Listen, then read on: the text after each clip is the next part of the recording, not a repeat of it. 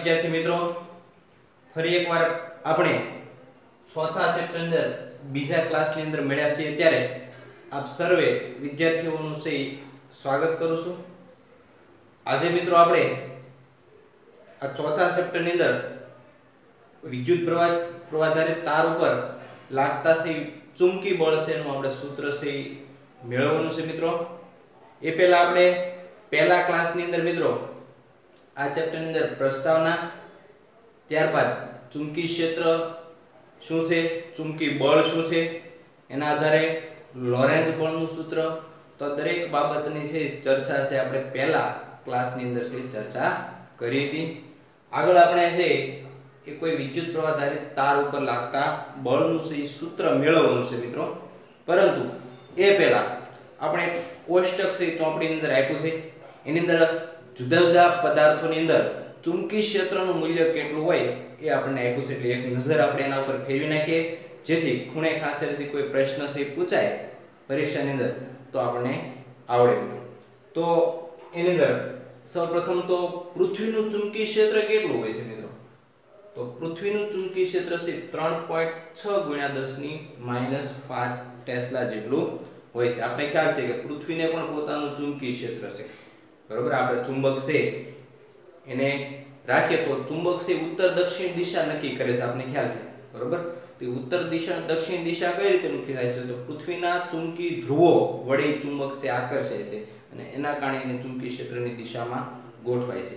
તો આ રીતે પૃથ્વીને પણ પોતાનું ચુંબકી ક્ષેત્ર છે, અને ચુંબકી ક્ષેત્રનું મૂલ્ય કેટલું હોય છે? તો બહુ નહીવત હોય છે। કેટલું હોય છે? તો 3.6 × 10⁻⁵ ટેસ્લા, બરોબર। લગભગ આપણે આને 4 પણ લખી શકીએ, રાઉન્ડ ઓફ કરીએ તો 4 × 10⁻⁵ ટેસ્લા, ટૂંકમાં 10⁻⁵ ના ક્રમનું હોય છે। કયા ક્રમનું હોય છે? 10⁻⁵ અને ટેસ્લા છે એ ચુંબકી ક્ષેત્રનો એકમ છે મિત્રો। ત્યારબાદ ન્યુટ્રોન તારાની સપાટી, તો ન્યુટ્રોન સ્વરૂપે જે તારાઓ આવેલા હોય છે, બરોબર, તો ન્યુટ્રોન તારાની સપાટી પરનું ચુંબકી ક્ષેત્ર છે કેટલું છે? તો 10⁸ ટેસ્લા।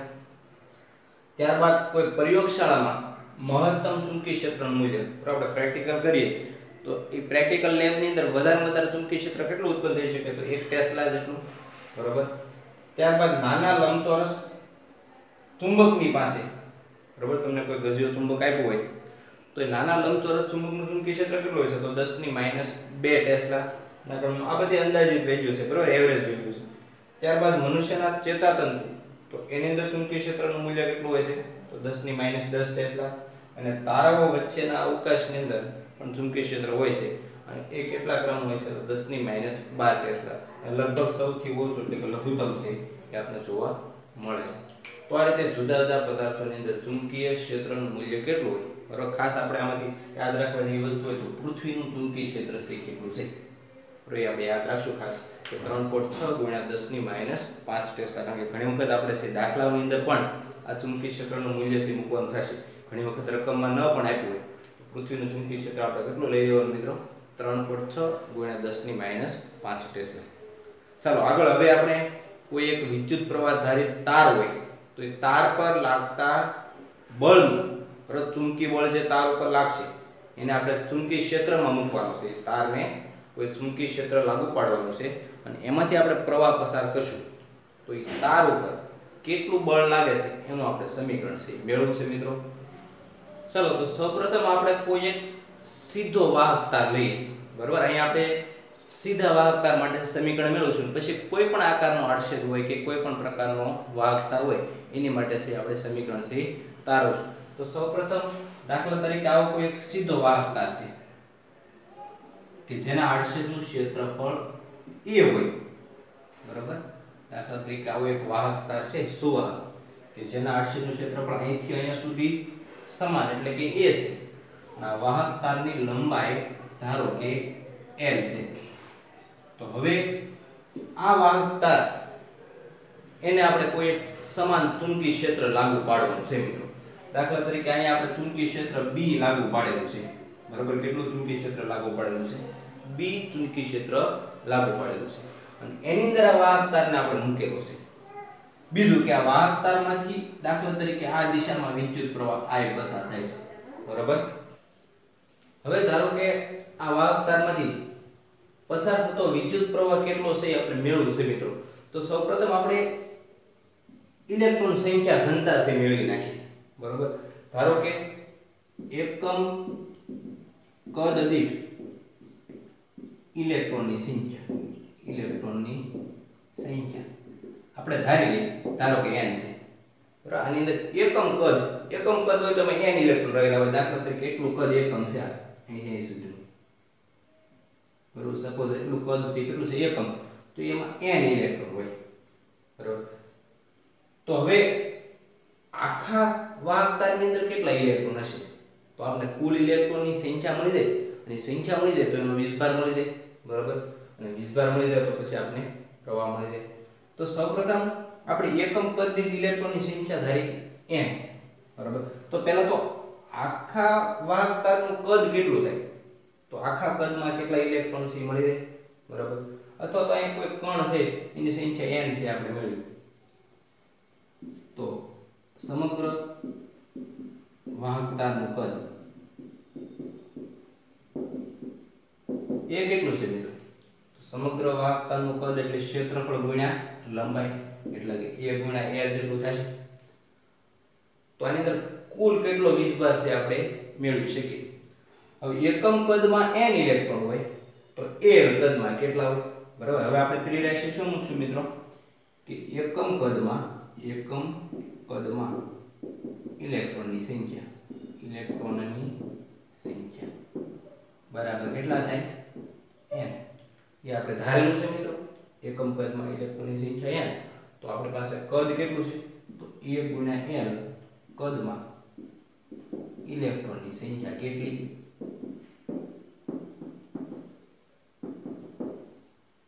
એનો મતલબ એ થયો કે આ વાહકતાની અંદર કુલ કેટલા ઇલેક્ટ્રોન છે આપણે મળી જાય, અને ઇલેક્ટ્રોનને આપણે એની સંખ્યાને આપણે એના વિસ્ભાર વડે ગણીએ તો કુલ વિસ્ભાર અહીંથી અહીં સુધીમાં કેટલો પસાર થાય છે.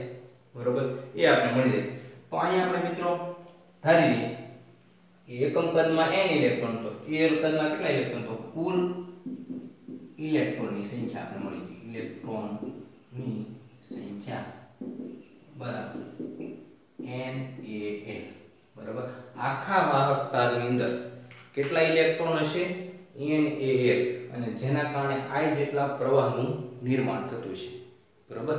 એટલા ઇલેક્ટ્રોન દ્વારા NaL ઇલેક્ટ્રોન દ્વારા I જેટલો પ્રવાહ છે રચાય છે એવું આપણે કહી શકીએ.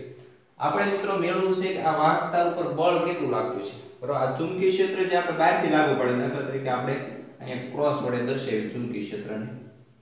અહીં આપણે જે ચુંબકીય ક્ષેત્ર લાગુ પાડ્યું છે ક્રોસ વડે આપણે દર્શાવ્યું. ક્રોસનો મતલબ શું થાય મિત્રો? તો દાખલ થતી દિશા. બરાબર. બહાર નીકળતી દિશા હોય તો આપણે ડોટ વડે દર્શાવીએ. અહીંયા દાખલ થતી દિશામાં ચુંબકીય ક્ષેત્ર આપણે લાગુ પાડેલું છે. બરાબર. તો આ પ્રવાહ ધારિત તાર છે એની પર કેટલું બળ લાગતું છે એ બળનું આપણે સૂત્ર મેળવવા માટે આપણી પાસે આગળ આપણે ચુંબકી બળનું સૂત્ર જોઈ ગયા કે એક કણ હોય q વિદ્યુતભારિત, બરાબર, q વિદ્યુતભારિત કણ પર લાગતું બળ, q વિદ્યુતભારિત કણ પર લાગતું બળ. બરાબર. કોઈ એક q વિસ્ભાર ધરાવતો કણ હોય તો એની પર કેટલું બળ લાગતું હોય? તો આપણે કાલે જોયેલું સૂત્ર કે q કૌંસમાં v ક્રોસ b એટલું બળ લાગતું હોય. q કૌંસમાં v ક્રોસ b. હવે અહીંયા ઇલેક્ટ્રોન છે એની ડ્રિફ્ટ ગતિના કારણે એની અંદર જે વેગ છે, આગળ આપણે ત્રીજા ચેપ્ટરમાં ભણી ગયા કે ઇલેક્ટ્રોન્સની ડ્રિફ્ટ ગતિના કારણે છે પ્રવાહનું નિર્માણ થતું હોય છે. બરોબર. જ્યારે બાહ્ય વિદ્યુત ક્ષેત્ર લાગુ પાડીએ આપણે ત્યારે ઇલેક્ટ્રોનની ડ્રિફ્ટ ગતિના કારણે, એમ અહીંયા ચુંબકીય ક્ષેત્ર આપણે લાગુ પાડેલું છે તો અહીં જે વિદ્યુત પ્રવાહ આપણે મળશે એ ડ્રિફ્ટ ગતિના કારણે મળે છે. એટલે એના વેગને આપણે ડ્રિફ્ટ વેગ એટલે vd વડે દર્શાવીએ મિત્રો. એટલે કે q vd ક્રોસ b થશે. હવે અહીંયા આપણે જે બળનું સૂત્ર લખ્યું એ ફક્ત q વિદ્યુતભારિત કણ માટે છે, એટલે કે એક કણ માટે છે. પરંતુ આપણી પાસે મિત્રો એક કણ નથી, બરાબર. કુલ બળ આપણે મેળવ્યું, કુલ બળ, બરાબર, કૌંસમાં તાર પરનું.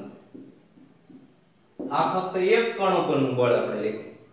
આ આખા તાર ઉપર કેટલું બળ લાગતું છે? તો તાર ઉપરના બધા જ કણો લેવા પડે. હવે તાર ઉપર કેટલા કણો છે? કણો એટલે ઇલેક્ટ્રોન. બરોબર કેટલા છે તો NaL છે એટલે આપણે અહીંયા એક Q નહીં એવા કેટલા Q લેવાના છે NaL Q લેવાના છે બરોબર એક ઇલેક્ટ્રોન પરનો વીજભાર આપણે ધારીએ એક ઇલેક્ટ્રોન પરનો વીજભાર આપણે Q ધારીએ ઇલેક્ટ્રોન પરના વીજભારને આપણે E વડે દર્શાવીએ પરંતુ અહીંયા આપણે Q સ્વરૂપે સમીકરણ મેળવ્યું છે તો એક ઇલેક્ટ્રોન પરનો વીજભાર Q હોય તો એવા કેટલા ઇલેક્ટ્રોન છે તો NaL ઇલેક્ટ્રોન પરનો વિદ્યુતભાર બરાબર કેટલા થાય મિત્રો તો આને આપણે ખાલી Q વડે ગુણવાના એટલે NaL Q થશે આ આપણને કુલ વીજભાર મળી ગયો એટલે અહીંયા જે Q વીજભાર છે ને એની જગ્યાએ આપણે કુલ બળ આપણે મેળવવું હોય બરાબર તો એની માટે આપણે Q ની જગ્યાએ કેટલા લેવા પડે મિત્રો તો બધા જ કણો બરાબર આની અંદર ટોટલ કણોની સંખ્યા લખું છું NaL કણો છે કણો અથવા તો ઇલેક્ટ્રોન તો એ બધા જ કણો પરનો કુલ વીજભાર કેટલો થાય તો NaL Q કૌંસમાં Vd ક્રોસ V બરાબર NaL Q Vd cross V હવે મિત્રો F બરાબર આ NQVD NaL Q Vd એને આપણે ભેગું લખી નાખીએ અને ઇન્ટુ ક્રોસ B બરાબર આને આપણે આની સાથે ગુણી નાખીએ તો NaL Q Vd cross B થશે હવે જો અહીંયા આપણે એક સૂત્ર મળતું એવું લાગે છે આ NQVD એની જગ્યાએ આપણે J લખી શકીએ કારણ કે પ્રવાહ ઘનતાનું આપણી પાસે સૂત્ર શું હતું મિત્રો J બરાબર NQVD બરાબર પ્રવાહ ઘનતા J બરાબર સૂત્ર શું હતું તો NQVD આપણે એની VD લેતા ઘણી વખત જે Q ઇલેક્ટ્રોનનો વીજભાર હોય તો E લખતા અહીં Q આપણે લખશું વીજભાર તો NQVD ની જગ્યાએ આપણે J મૂકી દઈએ તો J બરાબર પ્રવાહ ઘનતા સદિશ રાશિ છે તો સદિશ નિશાની તો J હવે બાકી Q વધ્યું તો A L અને ક્રોસ B હવે પ્રવાહ ઘનતા ગુણ્યા ક્ષેત્રફળ કરો તો આપણે વિદ્યુત પ્રવાહ મળે છે મિત્રો બરાબર કારણ કે J બરાબર શું લખી શકીએ આપણે I ના છેદમાં A J બરાબર I ના છેદમાં A તો J ગુણ્યા A બરાબર શું લખી શકીએ I એટલે J ગુણ્યા A એટલે એની જગ્યાએ આપણે I લખીએ તો IL અહીં આપણે જે સદિશ છે એની નિશાની આ પ્રવાહ ખંડને આપી દીધી IL એટલે પ્રવાહ ખંડ બરાબર પ્રવાહ સદિશ રાશિ નથી પરંતુ પ્રવાહ ખંડ છે એને આપણે સદિશ તરીકે દર્શાવી શકીએ એટલે IL ક્રોસ B બરાબર F બરાબર શું મળ્યું આપણે IL ક્રોસ B તો આપણે પ્રવાહધારિત તાર પર લાગતું ચુંબકી બળનું સૂત્ર મળ્યું અહીંયા IL ની પ્રવાહ ખંડ છે અને પ્રવાહ ખંડની દિશા તો હંમેશા પ્રવાહની દિશામાં હોય છે બરાબર અહીં IL એ પ્રવાહ ખંડ છે જે સદિશ છે તેની દિશા પ્રવાહની દિશામાં હોય છે બરાબર વિદ્યુત પ્રવાહ સદિશ રાશિ નથી પરંતુ પ્રવાહ ખંડ આપણે આખો લઈએ પ્રવાહ ખંડ કોને કહેવાય તો પ્રવાહ ગુણ્યા જે લંબાઈ હોય ટોટલ લંબાઈ L છે એટલે L બરાબર દાખલા તરીકે આપણે નાનો એવો ખંડ લીધો હોય dl તો અહીંયા પ્રવાહ ખંડ IDL આવે બરાબર એટલે કે IL ક્રોસ B એમાં IL છે ને આપણે પ્રવાહ ખંડ કહીશું એની દિશા હંમેશા તો જે દિશામાં પ્રવાહ વહે દાખલા તરીકે અહીંયા આ દિશામાં પ્રવાહ વહેશે તો IL ની દિશા પણ આપણે આ જ લઈશું બરાબર કારણ કે આપણે બળની દિશા મેળવવી તો અહીં જમણા હાથના અંગૂઠાના નિયમ વાપરવો પડશે અને જમણા હાથના અંગૂઠાનો નિયમ વાપરશો એટલે આપણે આંગળીઓ IL ની દિશામાં રાખવી પડશે હવે IL એટલે કે પ્રવાહ ખંડ એની દિશા કઈ લેવાની તો જે દિશામાં પ્રવાહ વહેતો હોય એ દિશા બરાબર તો આ સૂત્ર આપણે ખાસ યાદ રાખશું મિત્રો F બરાબર IL ક્રોસ B હવે કેટલાક આના કિસ્સાઓ જોઈએ અને આ પ્રવાહ ખંડ છે પ્રવાહધારિત તાર છે એની ઉપર બળ કઈ દિશામાં લાગતું છે તો દિશા આપણે કઈ રીતે મેળવી એ આપણે આગળ જોઈએ આની અંદર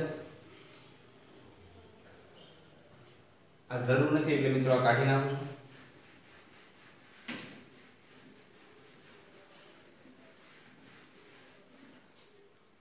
હવે આપણે સૂત્ર મળ્યું F બરાબર IL ક્રોસ B આ સૂત્રની અંદર મિત્રો આપણે આ સૂત્રની તારાની અંદર આપણે આખો જે વાહક તાર લીધો છે સુરેખ લીધેલો છે, પરંતુ દરેક વખતે છે વાહક તાર સુરેખ હોય એવું જરૂરી નથી. ઘણી વખત છે અનિયમિત આકારનો કોઈ વાહક તાર હોય, આડછેદનું ક્ષેત્રફળ સમાન ન પણ હોય, તો ત્યારે આપણે બળ કઈ રીતના મેળવી શકીએ?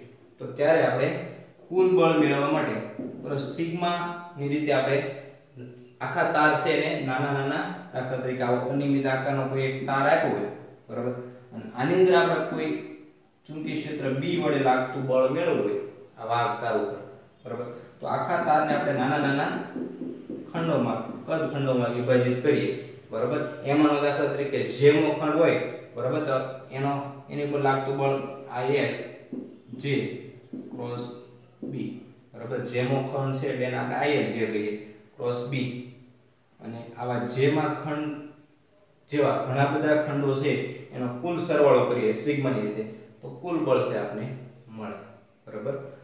અને આ ઘણી વખત આ સંકલન સ્વરૂપે પણ આને દર્શાવી શકીએ. આ સિગ્મા છે ને આપણે સંકલન ઓફ IL ક્રોસ B વડે પણ દર્શાવી શકીએ. એ સંકલન છે એ જે બરાબર 1 થી જ્યાં સુધી તમને ખંડો આપ્યા હોય તો જેટલા ખંડો આપ્યા હોય એટલા ખંડોનો આપણે કુલ સંકલન છે લેતા હોઈએ તો આપણે કુલ બળ છે એ મળતું હોય છે, બરાબર. પરંતુ આ સૂત્ર આપણે ક્યારે વાપરવાનું? તો જ્યારે અનિયમિત ખંડ આપ્યો હોય, બરાબર, વાહક તાર છે આપણે અનિયમિત આકારનો આપ્યો હોય, તો ત્યારે છે આપણે આ સૂત્રની મદદથી છે એની ઉપર લાગતું છે ચુંબકી બળ છે મેળવી શકીએ.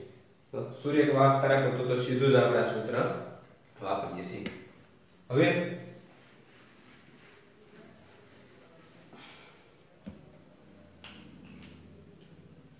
હવે આપણે કેટલાક કિસ્સાઓ જોવાના છે તથા આ બળની દિશા કઈ છે એ પણ આપણે જોવાનું છે. તો સૌપ્રથમ આપણે બળની દિશા મેળવી નાખીએ કે અહીંયા વાહક તાર ઉપર કઈ દિશામાં બળ લાગશે. તો એની માટે આપણે જમણા હાથના અંગૂઠાનો નિયમ વાપરશું, બરાબર. જમણા હાથની આંગળીઓ પ્રવાહખંડથી ચુંબકીય ક્ષેત્ર તરફની દિશામાં લઈ જઈશું. દાખલા તરીકે અત્યારે આપણે પ્રવાહખંડની દિશા આમ લીધેલી છે, કારણ કે પ્રવાહ આ દિશામાં પસાર થાય. જો પ્રવાહ આમ વહેતો હોય તો પ્રવાહખંડની દિશા આપણે આ રીતે લેવી પડે, ખ્યાલ આવે છે. ચુંબકીય ક્ષેત્રની દિશા તો ક્રોસ સંજ્ઞા છે એટલે અંદર દાખલ થતી છે, ડોટ હોત તો કઈ આવે? બહાર નીકળતી. તો ચુંબકીય ક્ષેત્ર અંદર દાખલ થતી દિશામાં છે, પ્રવાહખંડ છે આ દિશામાં છે, તો આપણે આંગળીઓ છે પહેલા આપણે IL ની દિશામાં રાખશું અને ત્યાંથી કઈ બાજુ લઈ જઈશું? તો ચુંબકીય ક્ષેત્ર તરફ. ચુંબકીય ક્ષેત્ર અંદર છે એટલે આંગળીઓનું અંદર તરફ આમ વાળો તો અંગૂઠો આમ ઉપર તરફ જાય છે. એનો મતલબ એવો છે કે આ વાહક તાર ઉપર લાગતું બળ F છે કઈ બાજુ છે? ઉપર તરફ હશે, બરાબર. ચુંબકી બળ Fm આપણે લખીએ તો એ કઈ બાજુ લાગતું છે? ઉપર તરફ લાગતું હશે. હવે ધારો કે ચુંબકીય ક્ષેત્ર આમ બહાર તરફ છે, બરાબર. હવે ચુંબકીય ક્ષેત્ર કઈ બાજુ છે? બહાર તરફ છે. તો અહીં આપણે ડોટ વડે દર્શાવી શકીએ ક્રોસની જગ્યાએ. તો ચુંબકીય ક્ષેત્ર કઈ બાજુ છે? બહાર તરફ. તો બળની દિશા કઈ આવશે? તો આપણે IL એટલે પ્રવાહખંડની દિશા તો આ જ રહેશે, બરાબર, કારણ કે પ્રવાહ આ દિશામાં વહેશે. ચુંબકીય ક્ષેત્ર તો આમ બહાર તરફ છે એટલે આપણે આંગળીઓને આ રીતે આમ વાળવી પડશે. તો અંગૂઠો આપણો કઈ બાજુ આવે? નીચે તરફ. તો એની પર બળ કઈ દિશામાં લાગશે? નીચે તરફથી બળ લાગતું હશે. તો આ રીતે આપણે વાહક તાર ઉપર લાગતા બળની દિશા છે મેળવીશું. એવું જરૂર નથી કે હંમેશા અંદર દાખલ થતી દિશામાં હોય કે બહાર તરફની દિશામાં જ હોય. એ સિવાયની કોઈ પણ દિશામાં પણ ચુંબકીય ક્ષેત્ર હોઈ શકે. આપણે માત્ર આ જમણા હાથના અંગૂઠાનો નિયમ છે વાપરીને એ દિશા છે મેળવી શકીએ. હવે કેટલાક કિસ્સાઓ જોઈએ આપણે. F બરાબર IL B sin θ આપણે મૂલ્ય આ રીતે લખી શકીએ. તો એમાંનો પહેલો કિસ્સો કે થીટા બરાબર 90 હોય, બરાબર, π/2 હોય. અહીંયા આપણે દાખલા તરીકે જોઈએ તો π/2 થાય છે ને. IL આ બાજુ, ચુંબકીય ક્ષેત્ર અંદર તરફ, બંને વચ્ચેનો ખૂણો કેટલો બને છે? 90. તો ત્યારે બળ કેવું લાગશે? F બરાબર IL B એટલે કે મહત્તમ બળ લાગતું છે. જ્યારે થીટા છે એ 90 નો છે, બરાબર.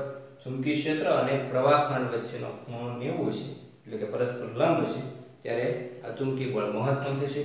બીજો કિસ્સો કે થીટા બરાબર 0 અથવા π, બરાબર, એટલે કે ચુંબકીય ક્ષેત્ર અને પ્રવાહખંડ બંને સમાંતર હોય અથવા તો પ્રતિ સમાંતર. દાખલા તરીકે ચુંબકીય ક્ષેત્ર આ બાજુ અને IL પણ આ બાજુ, બે એક દિશામાં હોય. આપણો પ્રવાહ આમ પસાર થતો હોય, ચુંબકીય ક્ષેત્ર આ દિશામાં લાગુ પડેલું હોય, તો કોઈ પણ પ્રકારનું બળ લાગશે નહીં, કારણ કે થીટા 0 છે, sin 0 નું જે 0 થાય એટલે બળ કેવું થઈ જાય?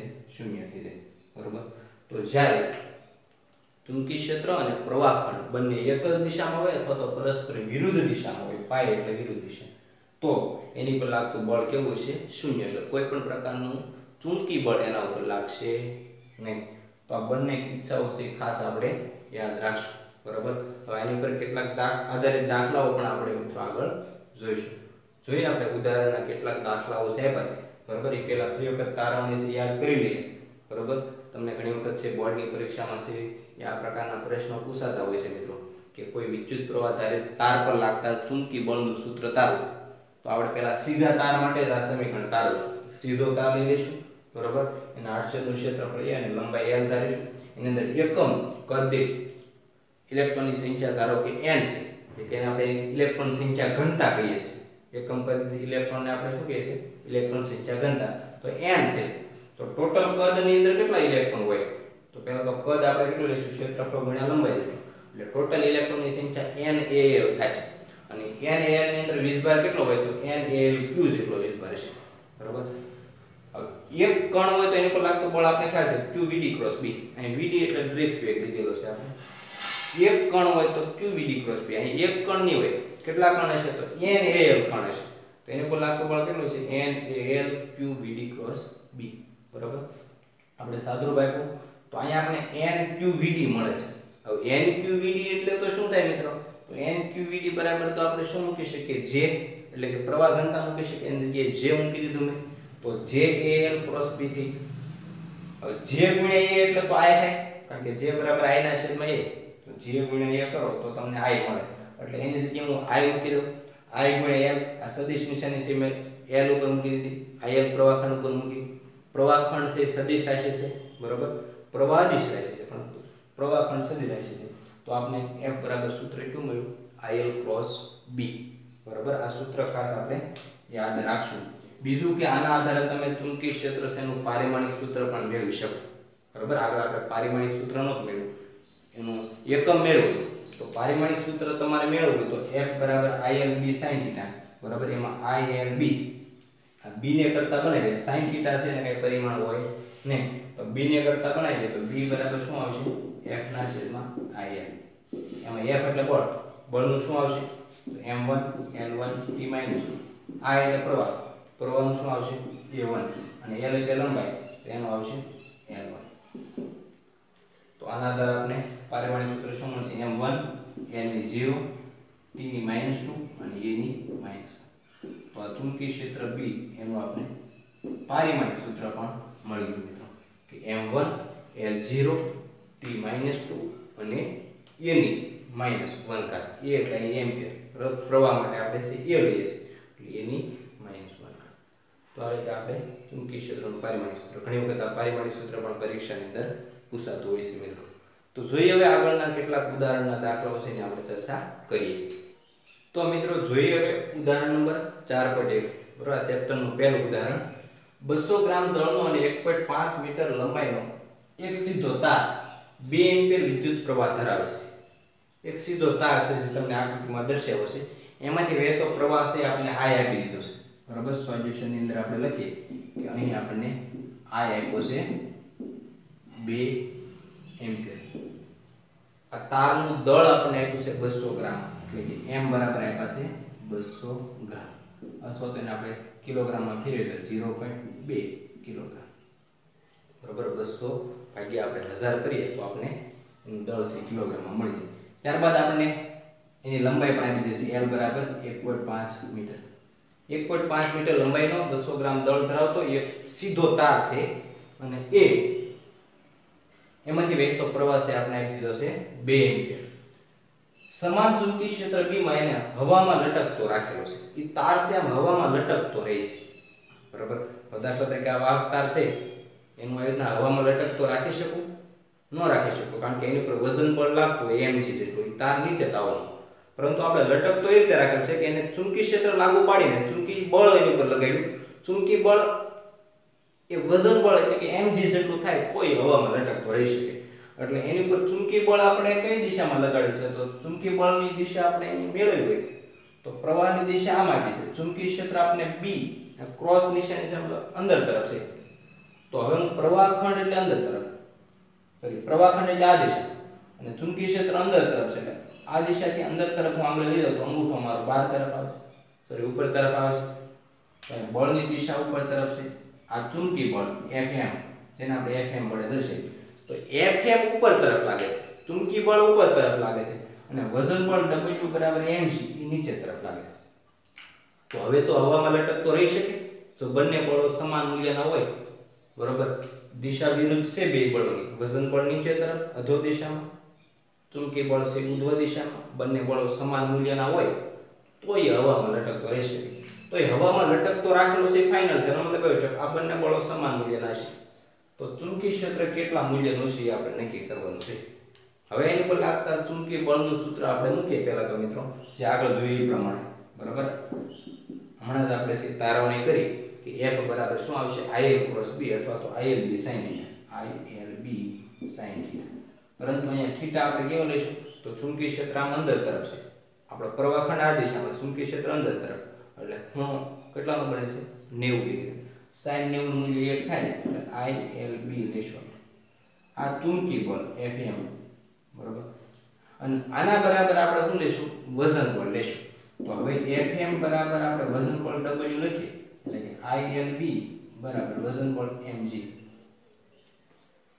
આપણે મેળવવાનું છે ચુંબકી ક્ષેત્ર એટલે B ને કરતા બનાવીએ તો B બરાબર શું આવશે mg ના છેદમાં IL. હવે આપણે રકમની અંદર દરેક વેલ્યુ આપી દીધી છે, બરાબર. ચુંબકી ક્ષેત્ર B બરાબર m એટલે નું દળ કેટલું આપ્યું છે આપણે 200 ગ્રામ એટલે કે કિલોગ્રામમાં આપણે લખીએ તો 0.2. g તો ગુરુત્વ પ્રયોગનું મૂલ્ય આપણે 9.8 લઈએ છીએ અને છેદમાં I ગુણ્યા L, વિદ્યુત પ્રવાહ છે 2 એમ્પિયર છે અને લંબાઈ આપણને આપી છે 1.5 મીટર. આનો આપણે મિત્રો સાદુરૂપ આપીએ તો ચુંબકી ક્ષેત્ર છે આપણે કેટલું મળશે, બરાબર. કેલ્ક્યુલેટર દ્વારા તમે સાદુરૂપ આપશો તો ચુંબકી ક્ષેત્ર આપણે મળશે 0.65 અને એનો એકમ કયો છે તો ટેસ્લા. તો આપણને અહીંયા ચુંબકી ક્ષેત્રનું મૂલ્ય છે કેટલું મળ્યું 0.65 ટેસ્લા, બરાબર. સીધું છે મિત્રો, બંને બળોને છે આપણે સરખાવવાના છે, એમાંથી ચુંબકી ક્ષેત્રને કરતા બનાવવાના છે. ચાલો જોઈએ હવે આગળનું ઉદાહરણ. ઉદાહરણ નંબર 4.2 જોઈએ. જો ચુંબકી ક્ષેત્ર ધન વાયક્ષને સમાંતર હોય અને વિદ્યુત ભારિત કણ ધન x અક્ષની દિશામાં ગતિ કરતો હોય તો ઇલેક્ટ્રોન એટલે ગતિ કરતો કણ ઇલેક્ટ્રોન હોય અને બીજા કેસમાં આપણે લેવાનું છે ગતિ કરતો કણ પ્રોટોન હોય તો એ બંને ઉપર કઈ દિશામાં લોરેન્જ બળ લાગતું હશે, બરાબર. આપણે બંને માટે લેવાનું છે, ઇલેક્ટ્રોન માટે અને પ્રોટોન માટે લોરેન્જ બળ કઈ દિશામાં લાગતું છે, બરાબર. આગળ આપણે લોરેન્જ બળનું છે સૂત્ર પણ જોઈ ગયા. હવે મિત્રો અહીંયા ફક્ત આપણે ચુંબકી ક્ષેત્ર આપ્યું છે, બરાબર. એટલે અહીંયા વિદ્યુત ક્ષેત્ર દ્વારા લાગતું બળ આપણે લેશું નહીં. બીજું કે ચુંબકી ક્ષેત્રની દિશા આપણે કઈ લેવાની કીધી છે તો ધન વાય અક્ષને સમાંતર. આ દિશા x છે, તો યામ પદ્ધતિ છે સમજી લઈએ તો આ x અક્ષની દિશા છે અને ઈ દિશામાં કણ ગતિ કરે છે, એટલે કણની ગતિની દિશા આપણે x અક્ષની લેવાની છે, બરાબર.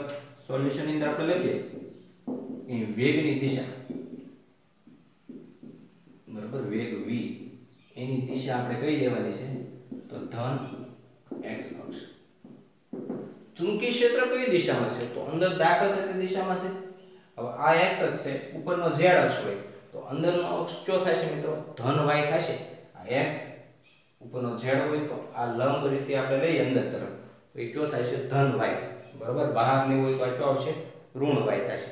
તો ધન y અક્ષની દિશામાં છે ચુંબકી ક્ષેત્ર એટલે કે b ની દિશા, તો ચુંબકીય ક્ષેત્રની દિશા કઈ લેશું આપણે તો ધન y અક્ષ.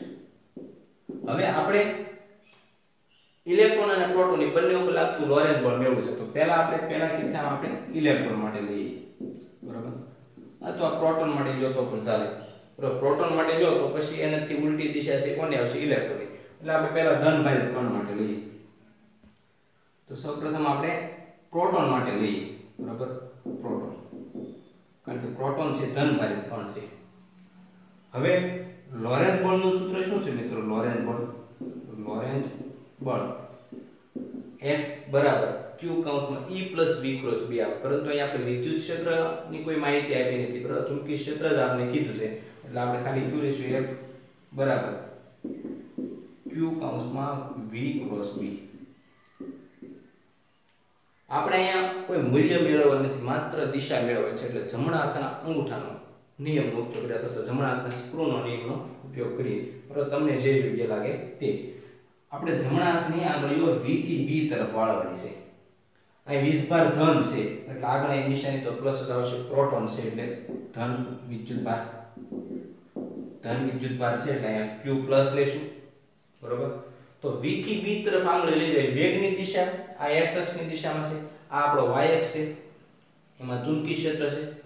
તો વેગથી ચુંબકીય ક્ષેત્ર તરફ આંગળીઓ લઈ જાઓ તો અંગૂઠો છે એ ઉધ્વ દિશામાં એટલે ઉપર તરફ આવે છે. તો એનો મતલબ છે પ્રોટોન પર લાગતું બળ, પ્રોટોન પર લાગતું લોરેન્ઝ બળ ઉધ્વ દિશા એટલે કયો અક્ષ થાય છે?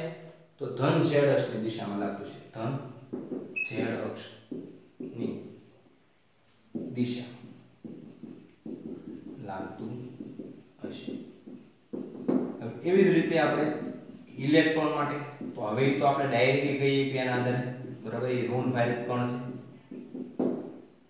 તો ધન ભારિત કણ માટે ઉપર તરફ લાગતું હોય તો ઋણ ભારિત કણ માટે કઈ બાજુ લાગે? નીચે તરફ, બરાબર. એ રીતે પણ કહી શકીએ. અથવા એ નિશાની છે એ બરાબર શું આવશે? -QV × B. -QV × B છે તો માઈનસ નિશાની અંદર આવી ગયો તો V × B ની જગ્યાએ B × B થઈ જાય. એટલે B થી V તરફ આંગળી વાળવાની. B એટલે આપણે અંદર તરફથી V તરફ એટલે તો અંગૂઠો કઈ બાજુ આવશે? નીચે તરફ આવે છે. ખ્યાલ આવ્યો? અહીંયા V × B છે એટલે V થી B તરફ નહીં, પરંતુ આ માઈનસ નિશાની અંદર આપશો તો Q B × B થઈ જાય. તો આપણે આંગળીઓ છે B થી V તરફ અહીંયા વાળશું. B એટલે ચુંબકીય ક્ષેત્ર અંદર તરફ છે. V એટલે વેગની દિશા x તરફ છે. અંદર તરફ આંગળીઓ રાખવાની અને વેગ તરફ વાળવાની. વેગ આ દિશામાં છે એટલે આમ વાળીશ. અંગૂઠો કઈ બાજુ આવ્યો? નીચે તરફ. તો હવે અહીંયા બળ છે, બળ ઇલેક્ટ્રોન પર કઈ દિશામાં લાગતું છે? ઋણ z અક્ષ ની દિશામાં લાગતું હશે, બરાબર. આ ઇલેક્ટ્રોન માટે બળ છે એ કઈ દિશામાં લાગતું છે? તો ઋણ z અક્ષની દિશામાં છે બળ લાગતું હશે. તો આ રીતે આપણે લોરેન્ઝ બળની દિશા છે જમણા હાથના અંગૂઠાના નિયમને આધારે મેળવી, બરાબર. તમને પણ આ નિયમ છે મિત્રો વાપરતા છે આવડવો જોઈએ, કારણ કે દાખલામાં છે આ રીતે આપણે હજુ પણ આગળ ઘણી જગ્યાએ એનો ઉપયોગ કરવાનો આવશે. ચાલો, તો આજના વિડીયો લેક્ચરમાં બસ આટલું જ મિત્રો. તમે પણ આ રીતે છે ઘરે આ જે બળનું આપણે સૂત્ર તાર્યું, બરાબર, કોઈ વાહક તાર ઉપર લાગતા બળનું સૂત્ર તાર્યું 1-2 વખત છે પ્રેક્ટિસ કરીને તારી નાખજો મિત્રો. અને એની ઉપર આધારિત છે બીજા દાખલાઓ પણ તમારી રીતે છે સોલ્વ કરવાનો પ્રયત્ન કરજો. ચાલો, તો ફરી પાછા નવા ટોપિક સાથે મળીશું.